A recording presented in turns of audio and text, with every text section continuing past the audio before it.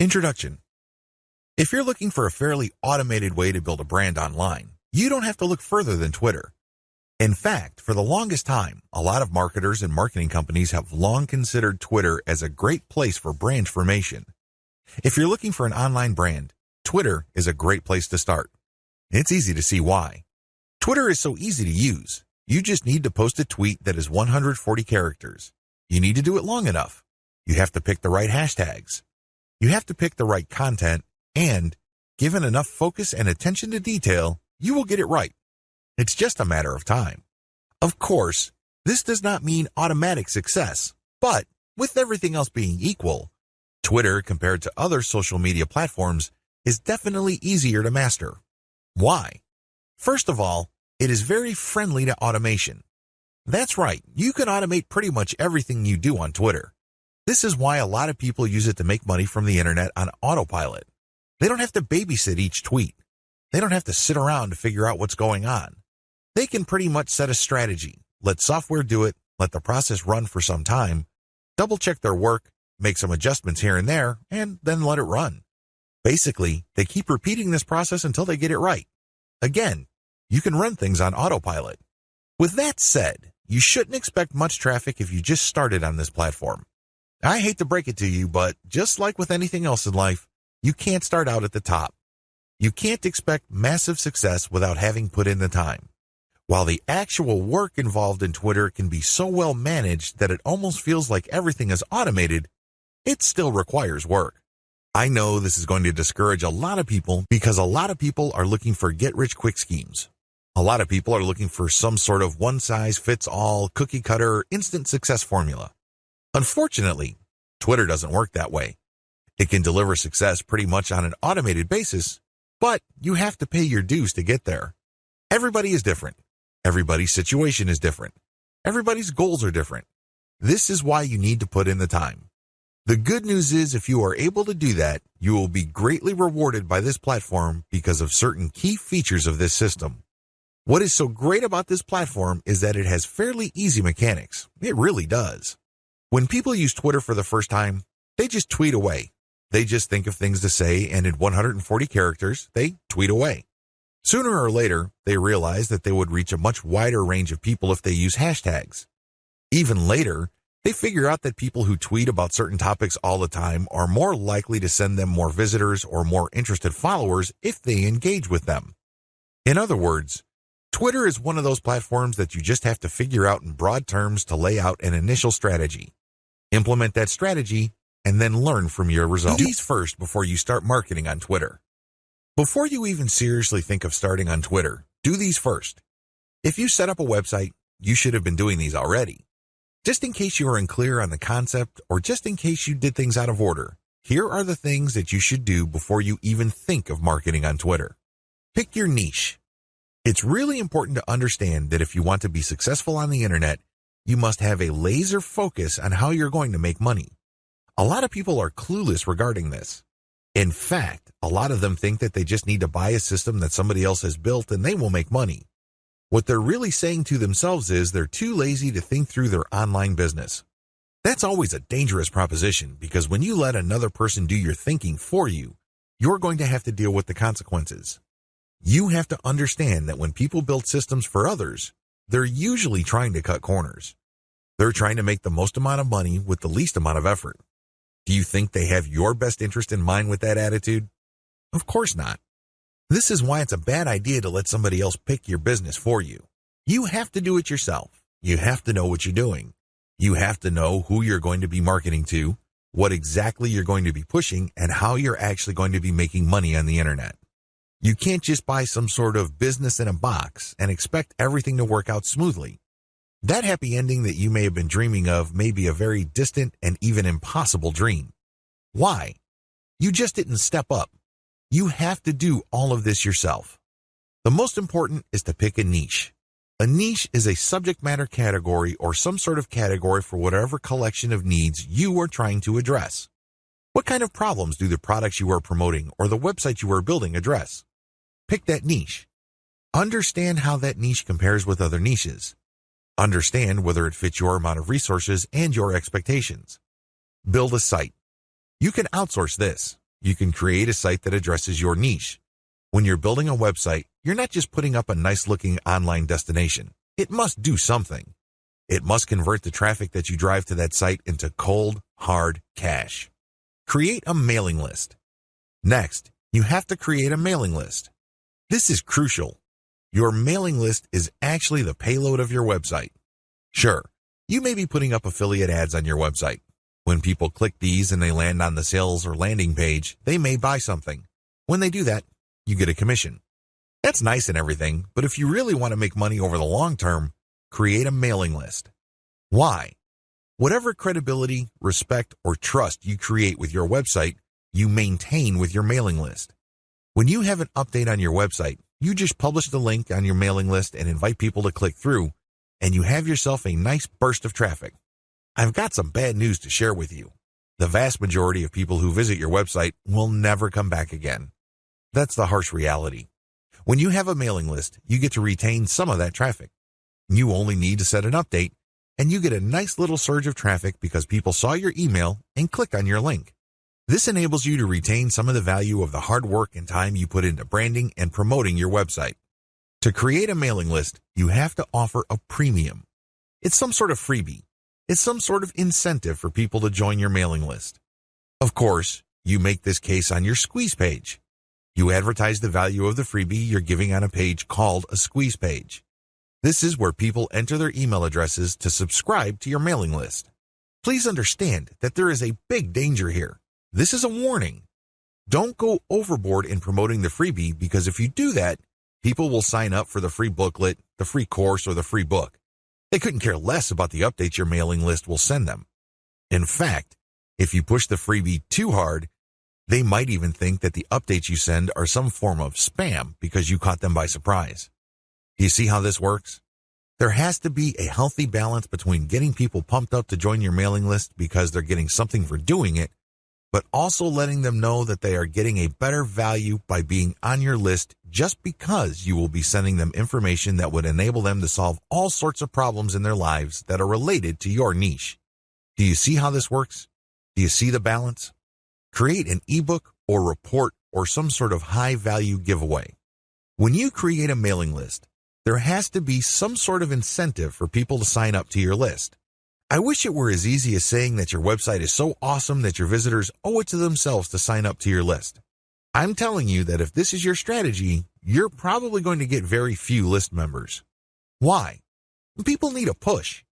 They may be impressed by your website, they may like what you're doing, but this may not be enough to get them off the fence. To many people, entering an email address into a field is a lot of effort. You have to give them some sort of valuable incentive for them to sign up for your list. Generally, I would use some of my popular blog posts, or I would come up with a distilled version or a cheat sheet version. Usually this works. Other times, I would use some sort of massive compilation of resources that are an answer to people's problems. Whatever the case may be, the value of the incentive must be obvious. They don't have to be Sherlock Holmes to figure out the value of what you're giving away. Again, to reiterate, the value must not be so big and steal so much of the spotlight that people forget that they're signing up for a mailing list. It must share equal billing with the list. You have to promote the freebie in such a way that it is still clear to the person registering to your mailing list that they are signing up for a mailing list. Find top-notch content in your niche. Once you've set up a website and a mailing list, the next step on your journey to marketing your website and mailing list on Twitter is content. It's easy to get tempted and think that you're some sort of niche genius. You get all excited about a hot idea or a hot blog post topic, so you write a blog article.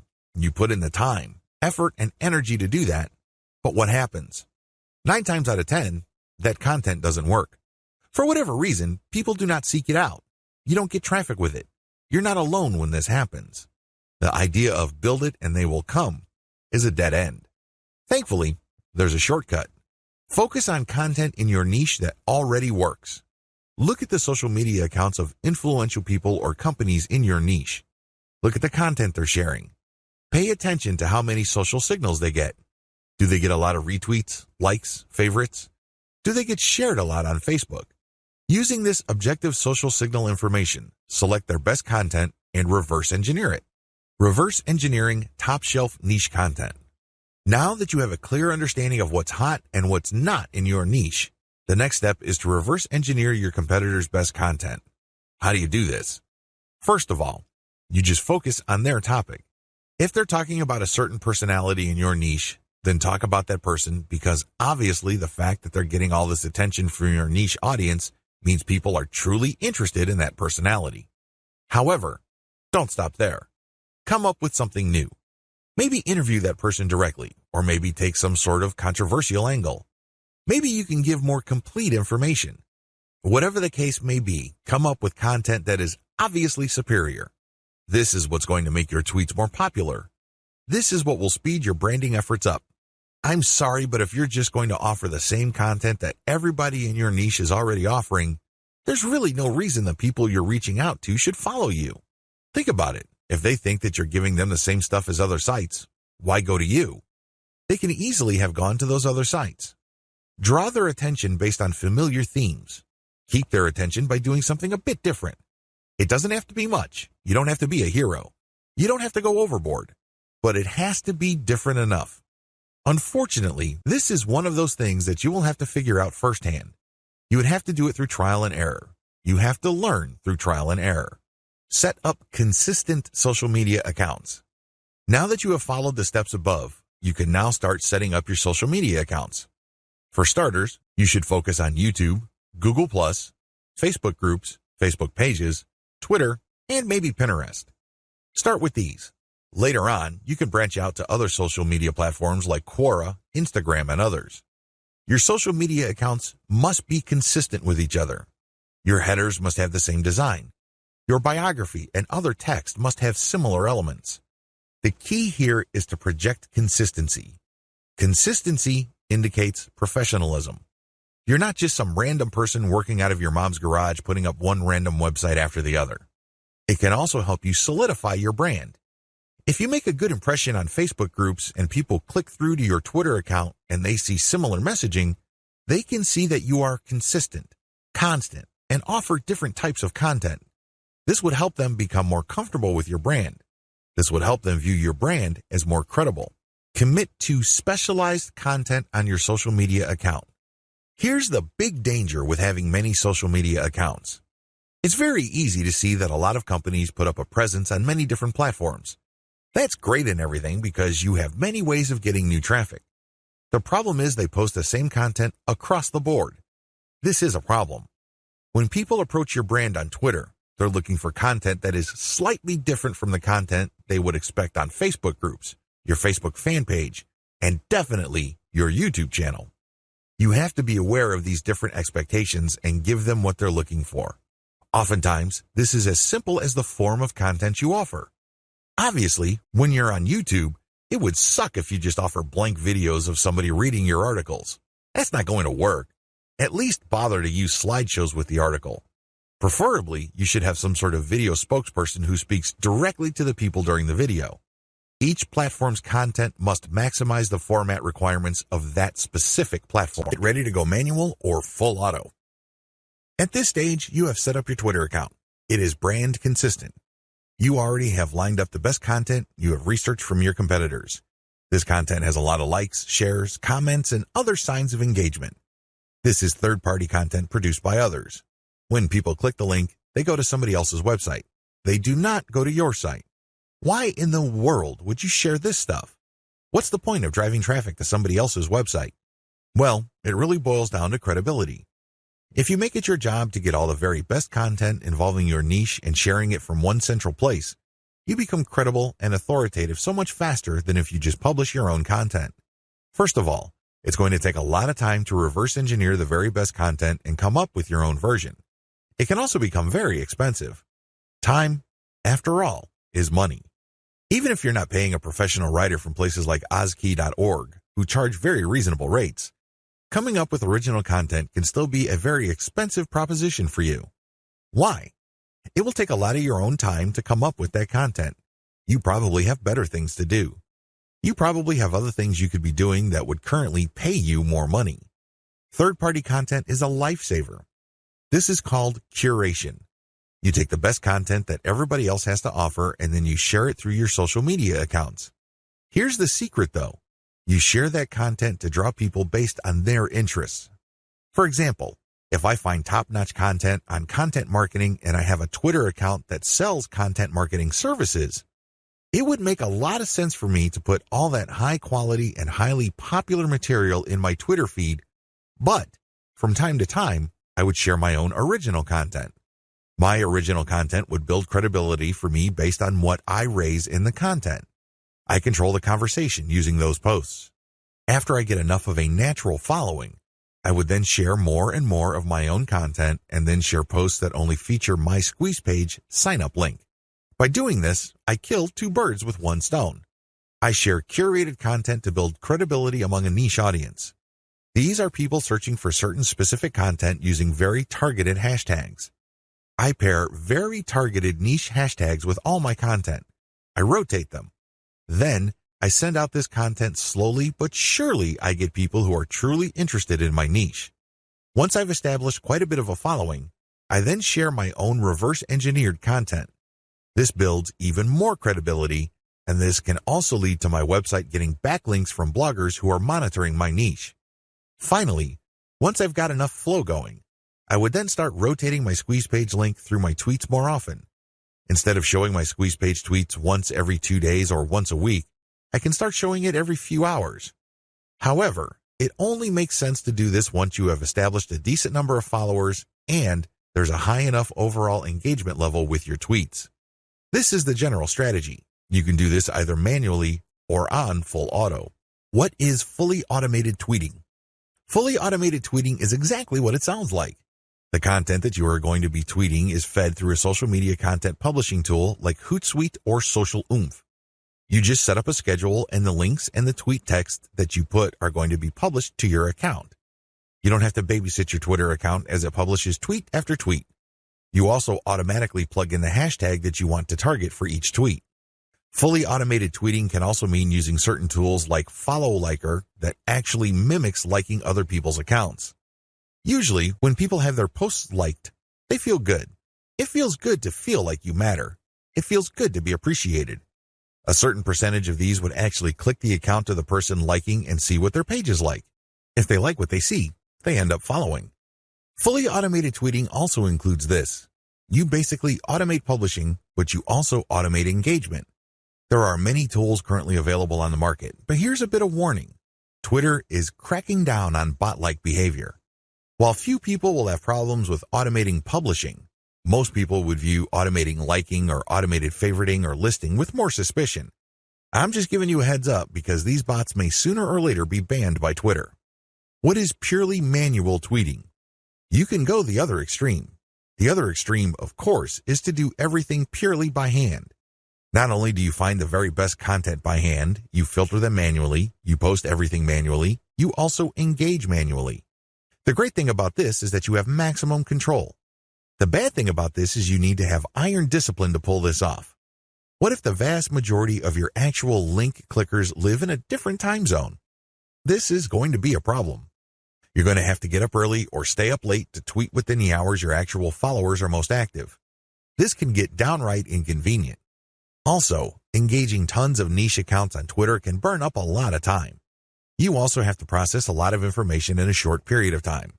Unless you have an IQ over 150, it's just going to be a little heavy because that's a lot of content to read through and analyze. Go for a hybrid solution. There's a lot to recommend a purely manual tweeting approach. You get a lot of control. You get a laser-like focus on account selection. You get to truly fine-tune your message. However, it takes too much time and effort. Thankfully, there is a halfway solution. This hybrid solution is pretty straightforward. You can use tools to post on your Twitter feed, but engagement is done manually. That's pretty much how it boils down. You still have to find niche-related content that's already gone viral. There's no getting around this. You still have to do this. Thankfully, there is a cheaper way to do this.